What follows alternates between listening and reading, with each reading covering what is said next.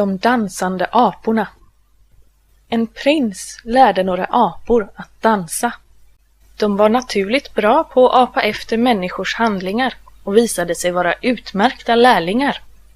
Och när de hade på sig sina fina kläder och masker dansade de lika bra som den bästa hovman.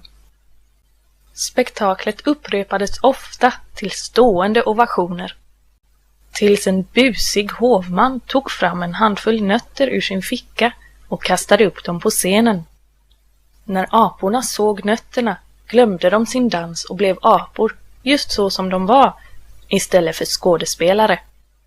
De slet av sig sina masker och kläder och slogs med varandra om nötterna. Dansspektaklet tog slut till publikens spe och skratt. Vad kan vi lära oss av den här historien?